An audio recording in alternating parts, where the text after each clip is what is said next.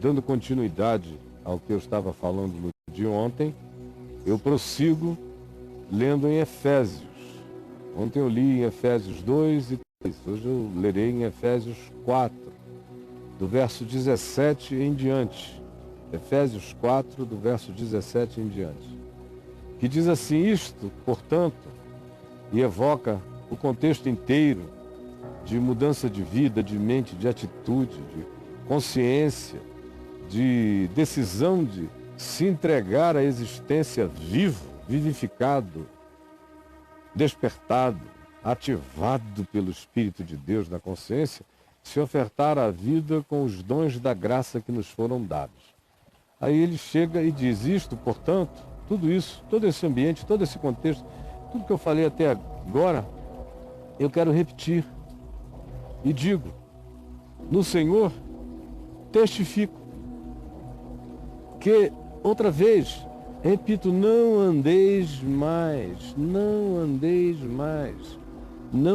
pratiqueis de novo. Façam uma ruptura, um corte definitivo. Não andeis mais como andam também todos, a terra inteira, os gentios, o mundo, nesse fluxo, pastoreados pelo príncipe da potestade do mal, que agora atua e ativa para o mal os filhos da desobediência. Portanto, eu repito, não andeis mais assim, como anda o mundo inteiro. Como? Na vaidade, na casca, é shallow now, é superficial, é casca, só casquinha. Portanto, eu vos digo que não andeis como o mundo anda, como é o fluxo da hora e dos tempos. E como é? É na vaidade. Na vaidade. O texto grego dá a entender que se está falando de casca, de uma coisa oca, que só é casca, é só aparência. Que não andeis mais segundo o curso deste mundo, na vaidade dos seus próprios pensamentos. Não andem mais porque vocês entraram numa. A maioria das pessoas não tem pensamento, elas entram numa. Elas não têm consciência, elas apenas seguem fluxos. Elas não têm nem gosto, elas apenas obedecem modos e modas. Elas não têm um pingo de opinião que seja fruto de uma razão bem ponderada. Elas elegem bocas que falem por elas, mesmo que sejam barbaridades. Não andeis mais assim, segundo a veneta, segundo a vaidade, segundo o pensamento irrefletido, que passa pela tua cabeça e você vai atrás. É assim que você vive, é assim e por isso que você se arrebenta todo, se machuca, se fere. A sua vida é um ferimento exposto, porque você não pensa, você não tem sabedoria, você é insensato, você anda seguindo a aparência, a casca do planeta, conforme a vaidade do que você chama meu pensamento, que nada mais é do que o seu engajamento irrefletido na idiotice proposta no coletivo da existência. E assim vão vocês, casca por fora, pensamentos idiotas por dentro, obscurecidos de entendimento. Não adianta, você explica, mas tem um véu, como Paulo diz aos Coríntios. E aqui ele diz, há um obscurecimento, é como se houvesse uma treva densa. Vocês não conseguem ver, o entendimento está bloqueado.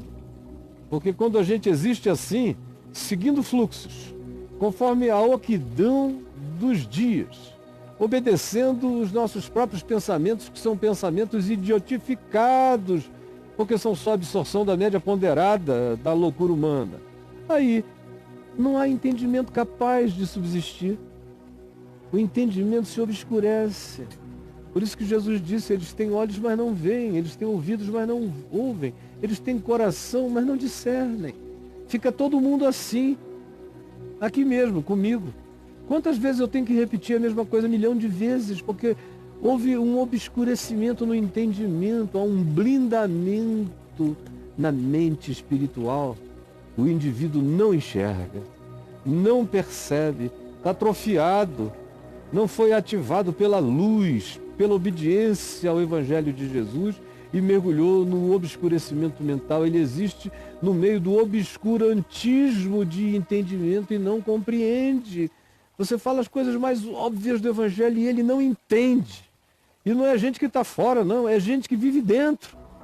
Que teve o Evangelho tão falsificado na sua mente, que quando ouve o verdadeiro Evangelho não compreende nada. Sim, obscurecidos de entendimento, alheios à vida de Deus. É gente que vive cheia de Deus na boca, falando de Deus, frequentando supostamente lugares de Deus e são alheios à vida de Deus. Eles não sabem quem Deus é, eles não amam, por isso eles não conhecem a Deus, eles não praticam a justiça do reino de Deus, por isso eles não conhecem a Deus, eles não têm a fé que se entrega, que confia, sem pedir nada em troca, sem pedir nenhum sinal, apenas confiando no fato de que Ele é fiel. Eles não têm isso. Eles estão, portanto, alienados da vida de Deus. Alheios significa alienados. Alienados de Deus, embora carreguem Deus na boca. Por que eles estão assim alienados de Deus? Por que a existência deles não tem vida? Por causa dessa ignorância espiritual na qual vivem e pela qual optam como se fosse o grande barato de existir. É a idiotice deles é que os coroa. Por isso eles existem em estado de obscurantismo de entendimento, alienados de Deus, por causa dessa ignorância deliberada, porque tem gente que aprende, a quem você ensina, mas eles não querem chegar ao conhecimento da verdade, se bloqueiam, eles são cúmplices do seu próprio obscurantismo, por causa da ignorância em que vivem, porque a maioria escolheu ignorar, para poder se esconder atrás da ignorância. Isso tudo não nasce à toa, Paulo diz, é da dureza do coração. É a dureza de coração que provoca esse estado, é a indisposição de dar razão a Deus, de se curvar, de crer, de praticar, de obedecer. Endurecem, enrijecem o coração. Quanto mais você tem acesso à verdade, se bloqueia. Quanto mais o coração seja sensibilizado pelo Espírito e você o vem a empederni-lo, a empedrecê-lo, tanto mais quanto você seja visitado pelo entendimento, mas você se obscureça e se aliene do que Deus chama Boa Nova e Evangelho, saiba, isso aconteceu e está crescendo em você porque o seu coração ficou pedrado. E tanto mais quanto você seja religioso, mais pedrado o seu coração fique, a menos que você se quebrante. Do contrário, a alternativa é o empedernimento do ser. Aí você fica pior do que os que não sabem nada. Sim, porque tendo se tornado insensíveis, e é o que a gente vê cada vez mais no meio cristão, é gente insensível. O ateu tem mais sensibilidade, o agnóstico tem mais sensibilidade, o ser mundano tem muito mais percepção do que o crente. Você não pode ser sutil com o crente, não pode ser delicado com o crente, não pode apelar para simbologias, não pode propor uma linguagem diferente. Ele é tosco, ele é grosso, ele é estúpido. Por que que ele é? Porque eles se tornaram insensíveis, eles perderam a percepção e se entregaram, muitos deles, apesar de tudo, se entregaram à dissolução. Perderam a solução do caráter, perderam a essência do ser. Absorveram tanta mentira que a solução do ser se dissolveu, se perdeu. E eles se entregaram à dissolução com avidez, com entusiasmo. Entusiasmo. Eu vejo gente entusiasmadamente cometendo toda sorte de impureza, com entusiasmo, como se não fosse nada. Não só impureza sexual, mas impureza relacional, impureza mental, impureza interpretativa, impureza no juízo porco sujo, com avidez enorme, duros de coração, em plena era do obscurantismo existencial hoje. Aí Paulo diz, mas não foi assim que aprendestes a Cristo. De mim não, de mim vocês não aprenderam nada disso. Vocês aprenderam o caminho da submissão a Deus, da obediência em amor. Aprenderam que a verdadeira fé atua pelo amor. A fé ativa pelo amor.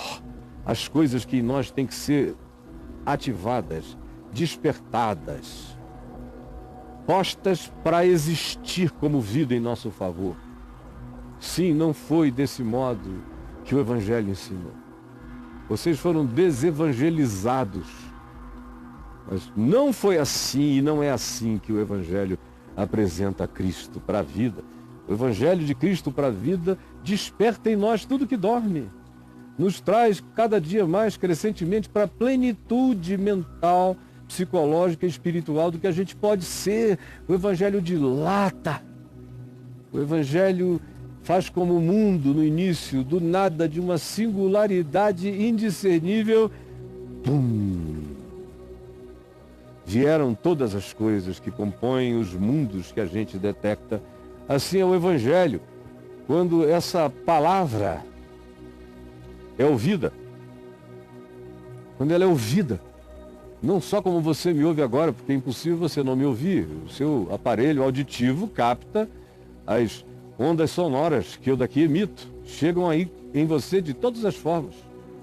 Mas a questão não é ouvir com os ouvidos, é ouvir com o entendimento. É acolher com o coração, isso é que faz diferença. Não é a quantidade de vezes que você fica ouvindo alguém falar de Deus, é a decisão que você toma de obedecer ao Evangelho. Isso não precisa mais do que uma frase acompanhada de fé. Mas não foi assim que aprendestes o Evangelho, o verdadeiro Evangelho. Se é que, de fato, tendes ouvido o Evangelho de Cristo mesmo. Tendes aprendido de Cristo mesmo. Pode ser que vocês estejam aprendendo de um falso Cristo, um outro Evangelho. Se é que vocês estão sendo instruídos. E a instrução no Evangelho não é uma catequese, é um ensino para viver e para se dilatar na vida. Ele disse, eu vim para que sejais catequizados e catequizados em abundância, não foi isso? Ou ele disse, eu vim para que tenham vida. Vida é experiência com Deus, é não viver alheio a Deus, alienado de Deus. Vida é viver em Deus pela prática do Evangelho. Se é que de fato tendes ouvido e neles foste de fato instruídos em Cristo, segundo a verdade de Jesus, que é o Evangelho. No sentido de que quanto ao trato passado, aquelas coisas antigas, aqueles vícios adoecedores, aquelas pulsões incontroláveis, com relação a tudo isso, se Jesus entrar e se vocês forem ativados pela prática do Evangelho em fé, pela fé que atua pelo amor, vocês vão ter o poder de deixar para trás as coisas antigas. Vocês vão olhar para as coisas que fizeram parte dos tratos, dos acordos e das práticas passadas de vocês e vão se despojar, vão ficar nus de todas essas coisas passadas. Vão se despojar do velho homem. O Evangelho veio para plantar e instilar em mim um novo homem, uma nova mente, novos conceitos, novos dons. Antes eu andava sem dons, no máximo eu tinha os talentos da minha inteligência natural. Hoje, além disso, o que cresceu e aumentou enormemente também, mas além disso existem dons de Deus em mim. Porque quando ele subiu às alturas, ele levou cativo o cativeiro e concedeu dons a mim, a ti, aos homens.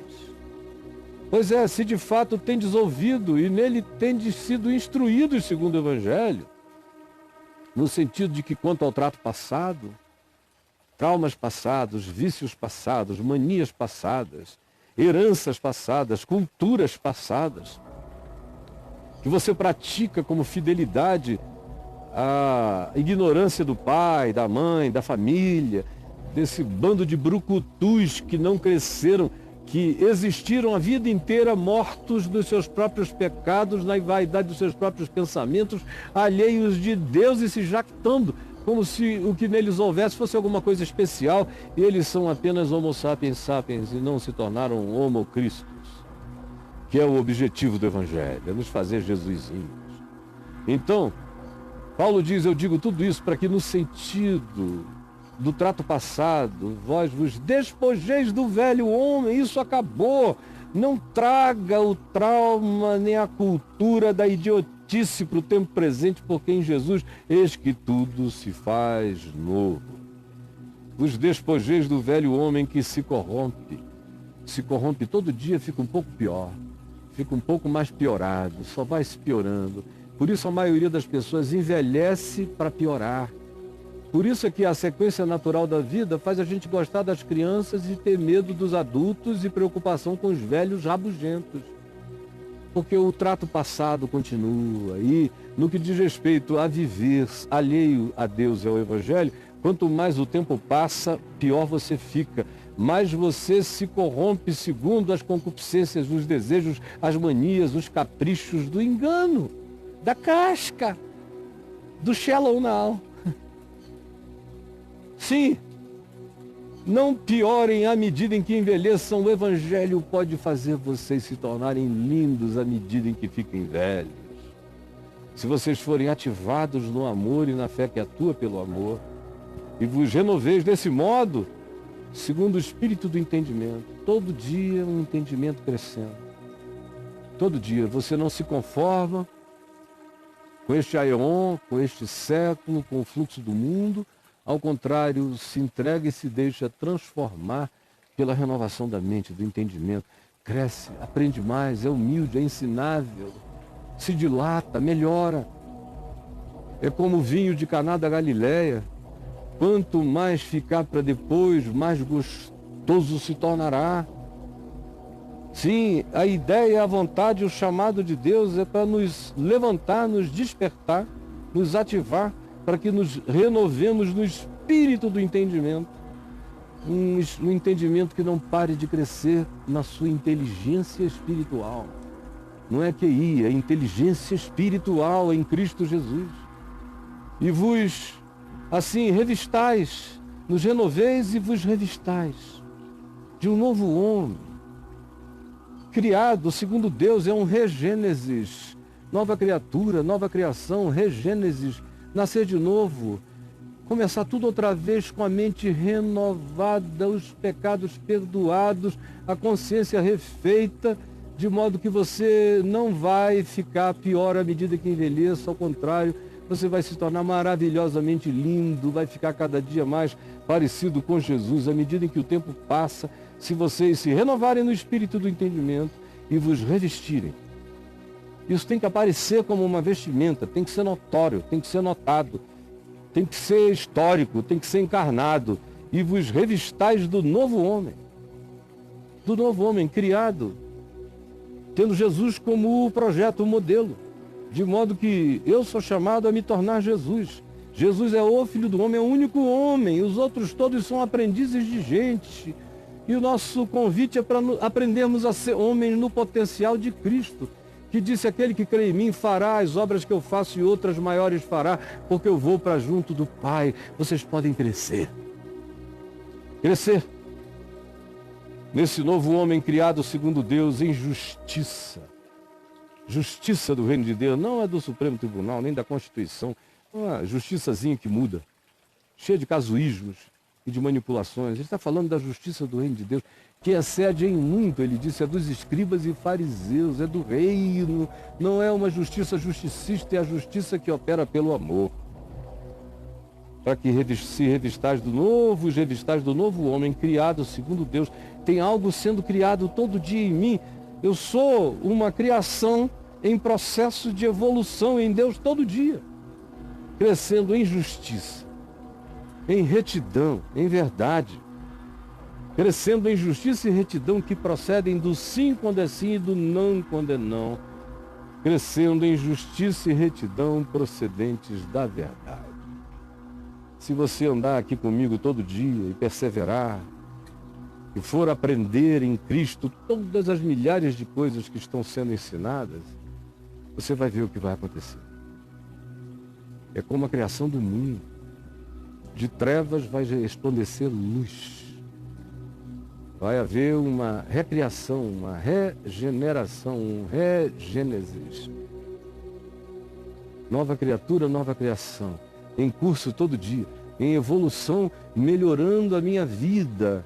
Ao passo que o contrário é, eu me alieno de Deus, vivo segundo minha carne, minha vaidade, meus pensamentos, minhas opiniões ou obedeço a de terceiros. E a vida vai se corrompendo, corrompendo, corrompendo e corrompendo. Jesus, eu já falei mais do que precisava.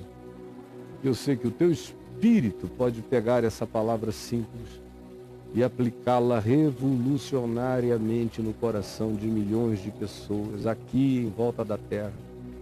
Eu peço que tu faças isso. E é a ti que eu confio essa palavra tua. Entrego a ti, Espírito Santo, para que tu a apliques irresistivelmente no coração de tantos.